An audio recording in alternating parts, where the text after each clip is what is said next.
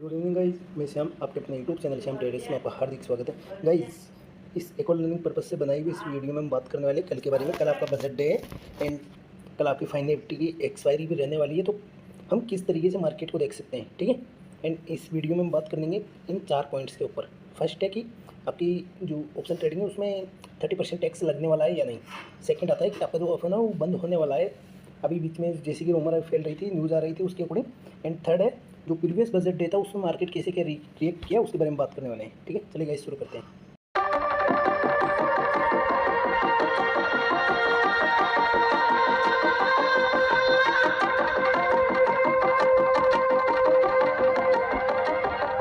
Finally guys, जिसका इंतजार था वो दिन आ चुका है, ठीक है। कल आपका फाइन निफ्टी का एक्सपायर रहने वाला है एंड आपकी बजट की अनाउंसमेंट होने वाली है।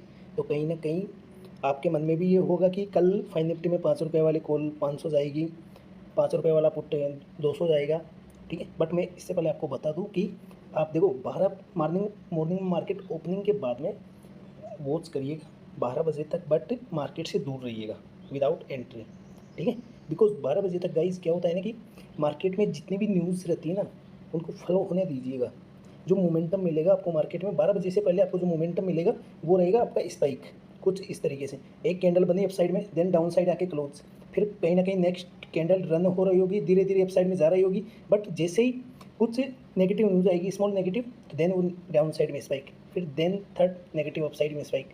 तो कुछ इस तरीके से 12 बजे से पहले आपको स्पाइक्स देखने को मिलेंगे, ठीक है। एंड जो मेन रैली रहेगी मार्केट का, जो मेन मोमेंटम रहेगा वो कहीं ना कहीं 12 बजे बाद में आपको देखने को मिल सकता है, ठीक है। मेरा सिंपली ये कहना है कि अगर आप ऑप्शन बायर्स, अगर आप ऑप्शन सेलिंग करते हो तो आप ये कर सकते हो 11 बजे तक, बट अगर बाइंग कर रहे हो तो आप 12 बजे बाद में एंट्री प्लान करो, ठीक है। एंड देखो, फाइन निफ्टी का एक्सपायर रहने वाला है, तो 12 बजे बाद में आपको अच्छा खासा ट्रेड मिलेगा।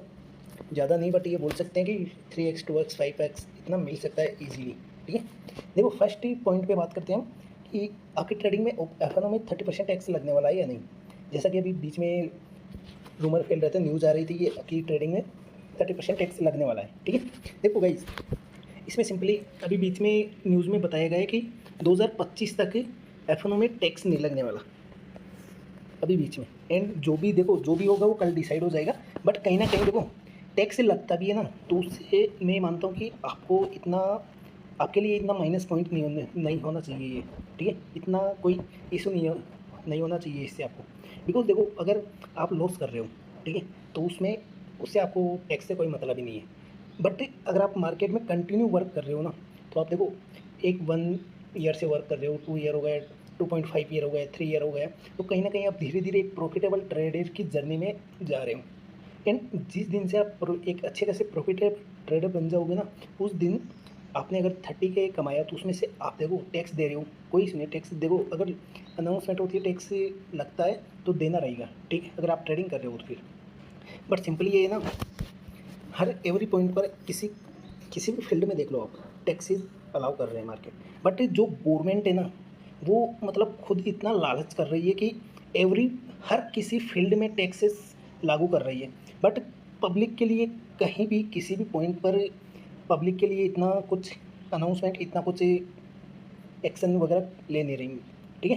तो ये मतलब कुछ समझ में नहीं आता मेरे गवर्नमेंट का कुछ, ठीक है। देखो अगर लगता भी है ना गाइस, अगर आप प्रॉफिट भी करोगे, एवरीडे प्रॉफिट करते रहोगे, तो उसमें आप टैक्स दोगे ना, तो उससे आपको कोई इशू नहीं होने वाला, ठीक है। बिकॉज आप प्रॉफिट कर रहे हो, जो आपका कैपिटल है उससे आप कुछ गेन कर रहे हो एंड उसमें से 30% दे रहे हो, तो उससे आई होप कि आपको कुछ दिक्कत नहीं होनी चाहिए इतनी, ठीक है। एंड गाइस, सेकंड पॉइंट आता है क्लोजिंग, कि जो आपका एफ है वो बंद होने वाला है। गाइस ऐसा कुछ नहीं हो सकता, देखो अगर हो सकता है तो कुछ ऐसा हो सकता है कि जैसे अभी आपकी निफ्टी की लॉट साइज़ है 25, फाइन निफ्टी की 40, एंड जो बैंक निफ्टी की लॉट साइज़ है वो 15 है, ठीक है।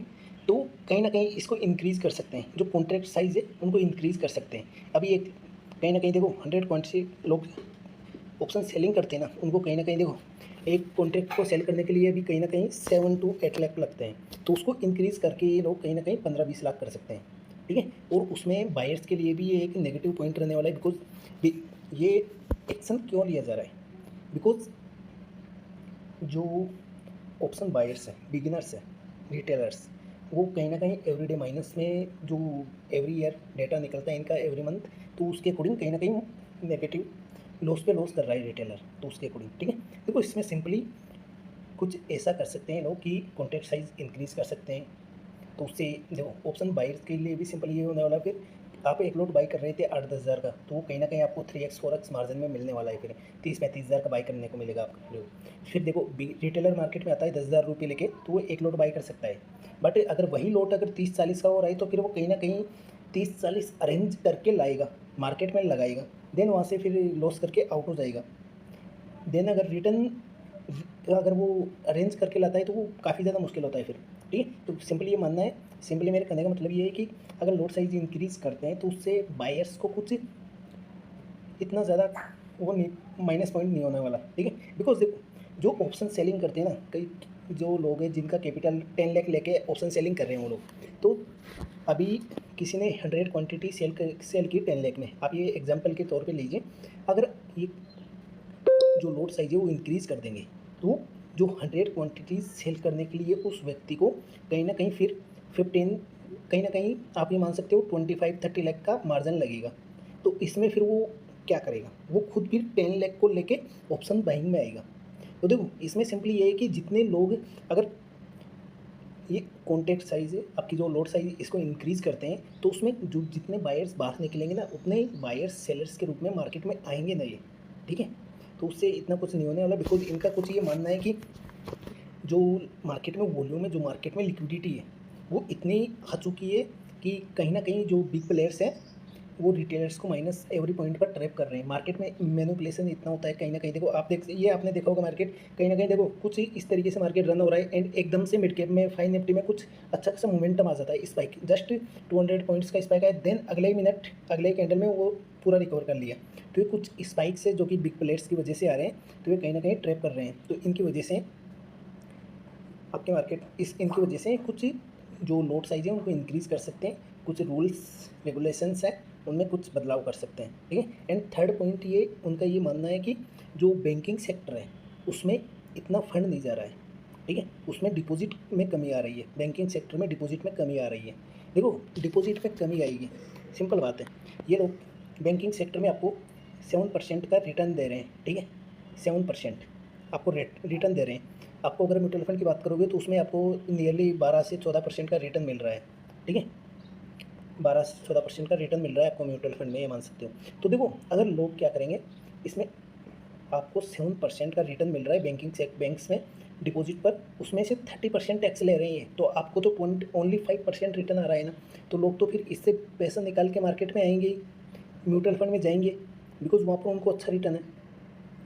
देखो वही बात मैं आपको समझाना चाह रहा था, गवर्नमेंट देखो हर तरीके से ये लोग मतलब लालच करके इस साइड भी इस साइड भी ये लोगों को लिए कुछ नहीं कर रहे। जो 7% है इनको ये अगर 9% करते हैं, 9% रिटर्न, बिकॉज ये लोन पे अगर किसी को लोन दे रहा है बैंक, तो उस पर तो ये 9%, 11%, 10% इंटरेस्ट ले रहे हैं। बट अगर आप डिपॉजिट कर रहे हो तो उसमें आपको ओनली 7% दे रहे हैं, उस पर भी प्लस 30% टैक्स, तो कहीं ना कहीं आपके तो ओनली 5% आ रहा है। ये सिंपली ये बोलना चाह रहा हूँ कि जो गवर्नमेंट है, जो उनका सिंपली पब्लिक के लिए कुछ कर नहीं रही है, और जो भी बैंकिंग सेक्टर में फंड में कमी आ रही है, ठीक है, ये बोल रहे हैं, तो उसमें कमी आएगी ना।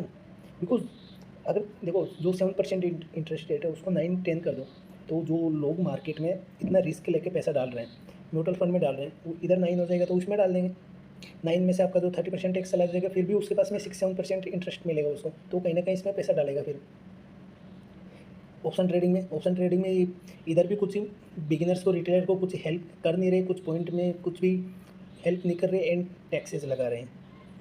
देखो गवर्नमेंट का सिंपली ऐसा ही, हर तरफ से खाने को देख रही है गवर्नमेंट लालच में, बट जो पब्लिक है उसके लिए कुछ करने को रेडी नहीं है, ठीक है। ये वही लोग हैं जो कि एफ को बंद करने की बात बोल रहे हैं या इसमें 30% टैक्स लगाने की बात बोल रहे हैं, वही लोग हैं जो कि एफ को प्रमोट कर रहे हैं। तो ये कैसे मान सकते हो आप, कैसे बंद होने वाला है ये गाइस, ओनली रूमर है, अफवाह है, नहीं होने वाला बंद, ठीक है। एंड अकॉर्डिंग देखो कहीं ना कहीं मेरे अकॉर्डिंग जो टैक्सेज है वो भी आपका कहीं ना कहीं 2025 तक आई होप कि नहीं लगने वाला, ठीक है।